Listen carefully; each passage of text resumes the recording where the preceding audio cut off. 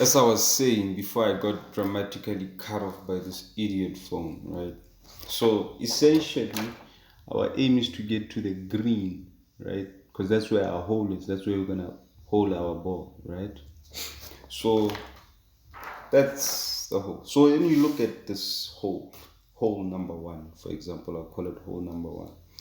So there's a tee off area, there's what you call a fairway, that grass, nice little grass there in the middle there, and then there's water. Sometimes you tee off, if you hit it out of bounds, that means there's a penalty that you encounter. There's a bunker. A bunker is usually the sand, so it's obviously gonna be a challenging shot. So you wanna strategize as a golfer when you're playing, obviously, to how you're gonna hit your ball. Whether you some people actually use the bunker to as a strategy, they'll get themselves near the bunker and then it will be easier to get. So it varies, but that's kind of what I want you guys to get the picture of what it is. So essentially you get this is one hole and the player has to play through 18 of these. But they're not identical, they're different. And like I was saying, golf courses are different, right? A golf course in Maseru, Lesotho, for example, is different from a golf course in Gaborone. I don't think you'll ever get an identical golf course, or I don't know, unless maybe it's Trump's golf course in Dubai and he's franchising it. But obviously, he's gonna have different types of challenges because just like you build a house, you have to have an architecture. Same thing with a golf course. There are actually architectures for golf courses. Usually, a guy like Gary Player, a legend from South Africa, old man who used to play golf. South Africans really have good golfers, you know. So he also like there are some golf courses he designed. I think also that gentleman, is it Palmer? Those old golfers from the day. So I'm sure even Tiger Woods has had some golf courses that he might have had a hand in because obviously if you've played, you might know what kind of challenges to give to. So essentially that's what it is. Another example of a hole is here. So that was hole one, hole 18. So now you imagine the players to get through. So a hole will be different. Either be a par 3, par 4, or a par 5. Yeah, I've seen it end up to a par 5, right? So now we're gonna look at something that we call. Oh, as my phone cut me off, I managed to make a cup of tea. So I'll just go on ahead because it's cold and it's really late at night because I wanted to get the best time to shoot is when everybody's sleeping. And the only people that are awake are probably witches and witches move and silent, so they won't disturb us that much. Excuse me for having to fix my tea. So now as we move on, as I was saying, there are 18 holes that a player has to get through, right? And in a golf tournament, you have to know that there are 4 rounds. So a golf tournament is played for 4 days. We'll get to that just in a bit. So as I showed you the hole, this here is a representation of the golf course. Yeah, the scorecard essentially represents the scorecard. This is from the US Open. This is Oakmont in Pennsylvania, the golf course. So when you look here, hole 1, it's a par 4. Hole 2 is a par 4. Hole 3 is a par 4. Hole 4 is a par 5. Par 4, par 3, right? So on, so on. So these are the first 9 ones. And then you add these pars, they all add up to 35. So essentially, a golfer is aiming to get through these holes with the least amount of strokes. So if you get through these holes with, say, a total of 27 strokes, wow, that's massive. But if you get through these with a stroke of 40, so if it's your total here is going to be 40, that means you exceeded the number of strokes that you are supposed to use to get through those holes, right? And then here's the second batch of holes. So as you can imagine, in a golf tournament, there's only one golf course right? So there are maybe over 100 players, and these players are usually paired, and then they go around the holes. It's not like you're gonna play the holes in exactly the same order. You might start your day at hole number 7 as a player, right? Because maybe hole number 1 is occupied, because players have different tee off times. But we're also gonna get into that as we move on. Now get to learn how to bet and stuff like that. But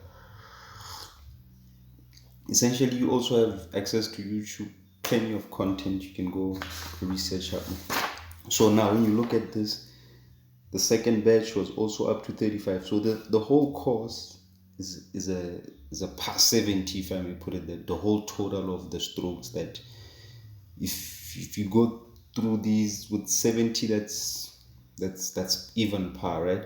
Some I've seen go to 72, usually 72. I think this course was just that it was a tough course on its own, it's a very tough course. Oakman, go look it up. So let's look at an example of, this is now a player, somebody who was playing, right? I think, which player was this? Was it Tyrell Hatton? I think Tyrell Hatton. So this was for his, you look here, this is round 3. So this was day 3, right? 4 rounds. So usually a golf tournament will start on Thursday, Friday, Saturday, Sunday. But here's the catch. Thursday and Friday, there is what we call a cutoff point. So some players won't make it to the last 2 days because they didn't reach a certain number of score. So as I was saying, like, obviously you guys have seen maybe on TV plus and minus. So in golf, as I was saying, a minus is a good score, because if you are minus 27, that means that you use less strokes, right? Minus. But if you are plus, you used more strokes, which we don't want, because if a hole is a par 4, we want you to get through it at 4 strokes or less. If it's 5, that's a bogey. That's a thing. That's a penalty. So now when you look at this gentleman here, first hole he played par, even. So even par, we just put an E. If it's round 1, it's going to still be E. Yeah. Second hole, par, even par. Third hole, even par. Fifth, even par. Now here, this was a fifth hole, was a par 4, but he got through it with 3 strokes. So that means he got a birdie. What we call a birdie. That's a good thing. That's a score. So now his score was even. It was 0 all the way up to here. Now it's a -1 because he's got 1 less stroke that he didn't use. So that's -1. And then he goes on to the 6th hole. Then he becomes, this one maybe is a bit challenging. It's a par 3. So he does it in 4 strokes. That's a penalty. It's a bogey. So now his score was -1 when we were here at hole 5. So once he completes hole 6, he's now back to even par, because now he destroyed that little -1 that he had from hole number 5. He's now destroyed it with hole number 6, and then he does a 4 on a par 4, so he still stays even. And when he got here, he does a mistake. He does four strokes instead of 3, right? So that means now it's +1. So he's no longer at even par or 0. He's now +1. And then he gets here to hole number 4, it's par. So you see these first holes he exceeded, so he's on +1, 36 instead of 35. And then on to the next one, the next batch of holes. So 4 par. Here it was a par 5, and he did it in 3 strokes. That's an eagle. That's two extras, right? So he was at +1. He's now +1, and then now he's get -1 because he destroys that +1, and then gets a bonus. Then here par, right? So this video might cut me in just a bit. So then here he makes 2 penalties. Exceeds, but you get it, right? So for the day total, he played a 70 because he got 34 here, which you got 36 here, and then you got 34 here out of 35. So he's on even par, right? So I think I'm gonna end this video here because it might cut off anytime, and then I think I'll, on the next video, really, I was just introducing you to golf. So the next thing I think